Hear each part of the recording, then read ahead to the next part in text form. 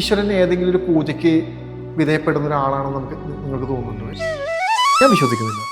നമുക്കൊരു പൂജ ചെയ്യുമ്പോൾ നമ്മുടെ നമ്മുടെ ഒരു ഗ്രാറ്റിറ്റ്യൂഡ് നമുക്ക് വേണ്ടി സമർപ്പിക്കാം. നമ്മുടെ ഉള്ളിലെ ചൈതന്യത്തെ ഈ പ്രാർത്ഥനയിലൂടെയും ഈ പറഞ്ഞ ജപങ്ങളിലൂടെയും മെഡിറ്റേഷനിലൂടെയും നമ്മൾ ഉണ്ടാക്കിയെടുക്കുന്ന നമ്മുടെ എനർജിയാണ് നമ്മുടെ പ്രൊട്ടക്ഷൻ.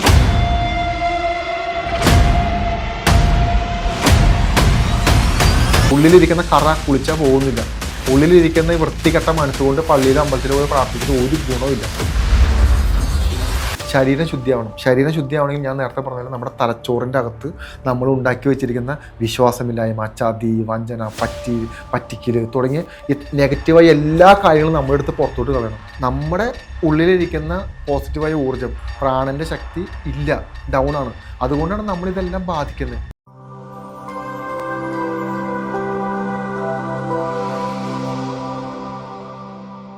റോഹിൻ ചേട്ടാ, പല രീതിയിൽ പലർക്കും ഉണ്ടാകുന്ന ഒരു പ്രോബ്ലമാണ് നെഗറ്റീവായിട്ടുള്ള എനർജികൾ കൊണ്ടിട്ടുള്ള ബുദ്ധിമുട്ടുകൾ. ഇങ്ങനെയുള്ളൊരു സിറ്റുവേഷൻ നമ്മുടെയൊക്കെ ലൈഫിൽ വന്നു കഴിഞ്ഞാൽ നമ്മൾ എങ്ങനെയാണ് അതിനെ ഹാൻഡിൽ ചെയ്യേണ്ടത്? എങ്ങനെയാണ് അതിന് പ്രൊട്ടക്ഷൻ എടുക്കേണ്ടത്? പ്രൊട്ടക്ഷൻ എടുക്കുക എന്ന് പറയുന്നത് നമ്മുടെ ധാരണ ഉപയോഗിച്ച് ചെയ്യുന്ന ഒന്നല്ല എന്ന് വിശ്വസിക്കുന്ന ഒരാളാണ് ഞാൻ. ഞാനത് പറയുമ്പോൾ ഇതെങ്ങനെയാണ് ആളുകൾ മനസ്സിലാക്കുമെന്ന് എനിക്കറിയാൻ പാടില്ല. ധാരണ ഉപയോഗിച്ച് നമ്മൾ കൊടുക്കുന്ന ഒന്നിനും അത് അത്രയും വലിയ പ്രൊട്ടക്ഷൻ വരുമെന്ന് എനിക്ക് തോന്നുന്നില്ല. കാരണം പ്രൊട്ടക്ഷൻ അങ്ങനെയല്ല സംഭവിക്കുന്നത്. ഓക്കെ, രണ്ടാമത്തെ കാര്യം, എന്തുകൊണ്ടാണ് നമ്മൾ നെഗറ്റീവ് എനർജി ബാധിക്കുന്നത്? നമ്മൾ വീക്കായിരിക്കുന്നതുകൊണ്ടിട്ട്. നമ്മുടെ ഊർജ്ജം ഡൗൺ ആണ്. അതെ, നമ്മുടെ ഉള്ളിലിരിക്കുന്ന പോസിറ്റീവായ ഊർജ്ജം, പ്രാണൻ്റെ ശക്തി ഇല്ല, ഡൗൺ ആണ്. അതുകൊണ്ടാണ് നമ്മളിതെല്ലാം ബാധിക്കുന്നത്.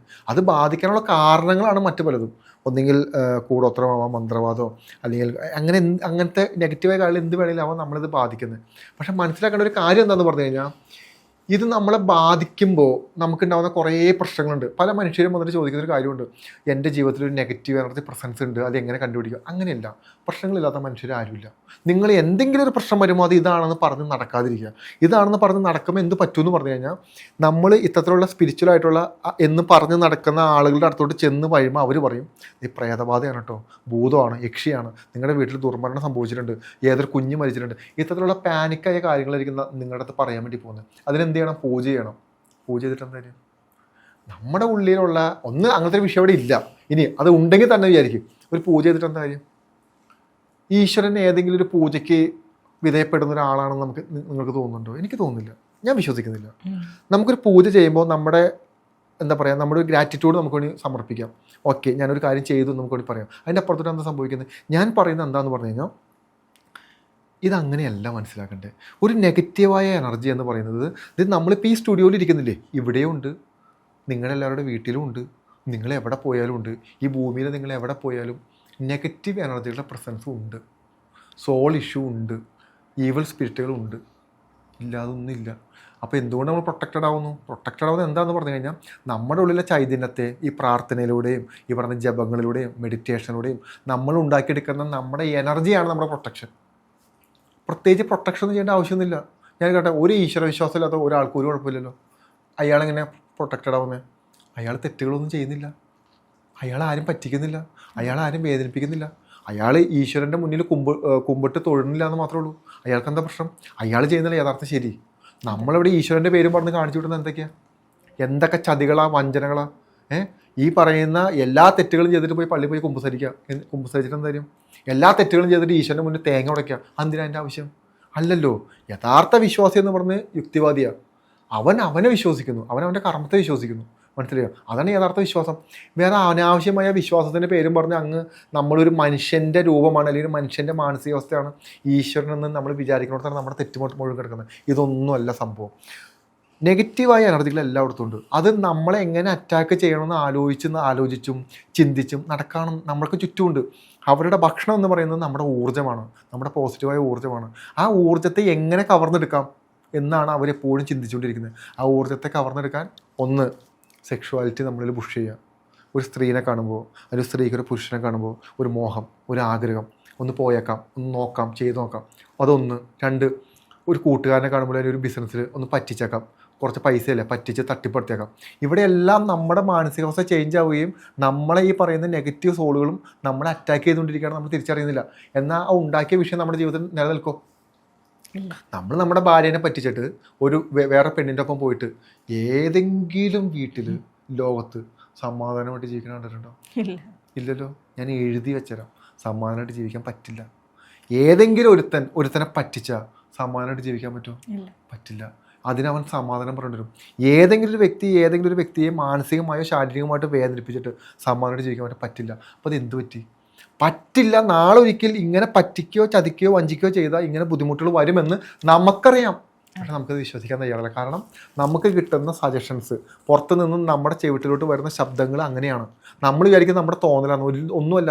നമുക്ക് കാണാൻ പറ്റുമോ? ഒരു അദൃശ്യമായ ഒരു ശക്തി എൻ്റെ ചെവിട്ടിലെന്ന് പറയാം, ഓക്കെ ഗായത്രിന് വേണമെങ്കിൽ ഒരു അടി അടിക്കാം, നീ അടിച്ചോ, തല്ലിക്കോ എന്നൊക്കെ എൻ്റെ ചെവിട്ടി പറയാം. അപ്പോൾ എൻ്റെ വിചാരം ഇതെൻ്റെ തോന്നലാണെന്നാ. ഒരിക്കലുമല്ല. എന്നെ തെറ്റിദ്ധരിപ്പിക്കുക. ഇങ്ങനെയല്ലേ ശരിക്കും എല്ലാ മനുഷ്യരിലും നടക്കുന്നത്.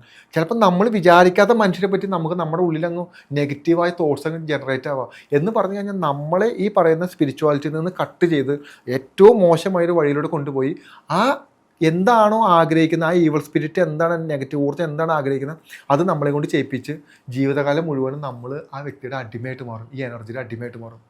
ഇതാണ് സംഭവിക്കുന്നത്. മനസ്സിലായോ? അപ്പോൾ ഒന്ന് ആലോചിച്ച് നോക്കൂ. ആദ്യം നമ്മൾ ഒന്ന് ശുദ്ധിയാവാം. നമ്മൾ ശുദ്ധിയാവാന്ന് പറഞ്ഞാൽ നമ്മൾ ചെറുപ്പം പോലെ കേട്ടിരിക്കുന്ന കാര്യം. നമ്മളെങ്ങനെ ശുദ്ധിയാവും? നമുക്ക് ശുദ്ധിയാവണമെങ്കിൽ നമ്മുടെ ശരീരം ശുദ്ധിയാവണം. ശരീരം ശുദ്ധിയാവാന്ന് പറയുന്നത് കുളിച്ച് അണിഞ്ഞൊരുങ്ങി നടക്കുന്നതിനെ പറ്റിയിട്ടല്ല പറയുന്നത്. അതൊന്നും ഇതൊക്കെ നമ്മുടെ തോന്നല ശുദ്ധിയാവുമെന്ന്. ഉള്ളിലിരിക്കുന്ന കറ കുളിച്ചാൽ പോകുന്നില്ല. ഉള്ളിലിരിക്കുന്ന ഈ വൃത്തികെട്ട മനസ്സുകൊണ്ട് പള്ളിയിലോ അമ്പലത്തിലോ പോയി പ്രാർത്ഥിച്ചിട്ട് ഒരു ഗുണമില്ല.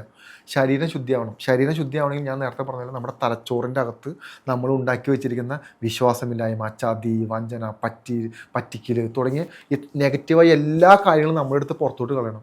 ഇതെന്ന് എടുത്ത് പുറത്തോട്ട് കളയുന്നു, അന്ന് ശരീരം ശുദ്ധിയാവും. എന്ന് ശരീരവും മനസ്സും ശുദ്ധിയാവുന്നു, അന്ന് നമുക്ക് നമ്മുടെ ഈ പറയുന്ന സോളുമായിട്ട് നമ്മുടെ ജീവശക്തിയുമായിട്ട് നമുക്ക് കണക്റ്റ് ആവാം. കണക്റ്റ് ആയാൽ ഇതിന് പ്രൊട്ടക്ഷനാണ്. വേറെ ഒരു മാർഗ്ഗവും ഇല്ല ലോകത്ത്, വേറെ ഒരു മാർഗ്ഗവും ഇല്ല. ഈശ്വരൻ വന്നിട്ട് ഏതെങ്കിലും ഒരു ഇഷ്യൂവിൽ ഫൈറ്റ് ചെയ്തിട്ട് നിങ്ങൾ കണ്ടിട്ടുണ്ടോ? എന്താ ഈശ്വരൻ വരാത്തത്?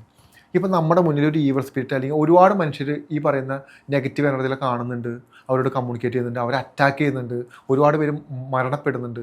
എന്നിട്ട് എന്താണ് ഈശ്വരൻ വന്ന് ഇടപെടാത്തത്? നിൻ്റെ ഉള്ളിൽ അതീന്ദ്രിയമായ ഒരു കഴിവിരുന്നിട്ട് ഈ ഈവൽ സ്പിരിറ്റിനോട് നീ മാറി നിൽക്കടാ എന്ന് പറയാനും നീ എന്നെ അറ്റാക്ക് ചെയ്യാൻ നീ ആരാണെന്ന് ചോദിക്കാനുള്ളൊരു കപ്പാസിറ്റി, പവർ നമുക്ക് ഉണ്ടായിട്ട് നമ്മളത് യൂസ് ചെയ്യുന്നില്ല. മനസ്സിലായോ? ജീസസ് ക്രൈസ്റ്റ് എങ്ങനെയാണ് പിശാച് ബാധിതരെ സുഖപ്പെടുത്തുന്നത്? ഓക്കെ, ഇത്രയേ ഉള്ളൂ. കമാൻഡിങ് ആണ്. ഇറങ്ങിപ്പോകൂ എന്ന് പറഞ്ഞ വാക്കിനകത്ത് ഇറങ്ങിപ്പോവുക. വേറെ അതിനകത്ത് ഓപ്ഷൻ ഇല്ല അവർക്ക്. മനസ്സിലായോ? ഇറങ്ങിപ്പോയേ പറ്റൂ. ആ കമാൻഡിങ് പവർ നമുക്ക് എന്തുകൊണ്ടില്ല? നമുക്ക് നമ്മളെ വിശ്വാസമില്ല. നമുക്ക് നമ്മളെയും വിശ്വാസമില്ല, നമുക്ക് നാട്ടുകാരെയും വിശ്വാസമില്ല, നമ്മുടെ കൂടെ ജീവിക്കുന്നതിനും വിശ്വാസമില്ല, നമുക്ക് ആരെയും വിശ്വാസമില്ല. എന്തിനാന്ന് വെച്ച് കഴിഞ്ഞാൽ എന്തിനാന്ന് ഇപ്പോഴും നമുക്ക് തന്നെ അറിയാൻ പാടില്ല. അപ്പോൾ ഇത്രയേ ഉള്ളൂ. പൂജകളും മന്ത്രങ്ങളും അമ്പലങ്ങളും എല്ലാം നല്ലതാണ്. അതാണ് ശരണം എന്ന് പറഞ്ഞ് ജീവിക്കരുത്. നിങ്ങളെന്ന് പറയുന്നൊരു വ്യക്തി നിങ്ങളുടെ ഉള്ളിലുണ്ട്. നിങ്ങളതിനെ ഫോക്കസ് ചെയ്തേ പറ്റൂ. ആ ചൈതന്യത്തെ ഉണർത്തുക. തനിയെ പ്രൊട്ടക്ഷൻ വീണോളും. ഞാൻ നേരത്തെ പറഞ്ഞതുപോലെ തന്നെ നമ്മുടെ ശരീരം ഈ ഭൂമിയിൽ നിലനിൽക്കുക എന്ന് പറയുന്നത് ഈശ്വരൻ്റെ ഒരു ആവശ്യം കൂടിയാണ്. കാരണം ആ ഒരു ശരീരത്തിലൂടെയാണ് ഈശ്വരൻ എന്താണ് അവിടുന്ന് പറഞ്ഞു വെച്ചിരിക്കുന്നത്, നമ്മുടെ ആ അംശം തിരിച്ച് ഈശ്വരനോട്ട് നമ്മൾ ചേരുള്ളൂ. അല്ലാതെ വേറെ കഷ്ടപ്പാടുകളിലോട്ടൊന്നും പോകേണ്ട ഒരു ആവശ്യമില്ല.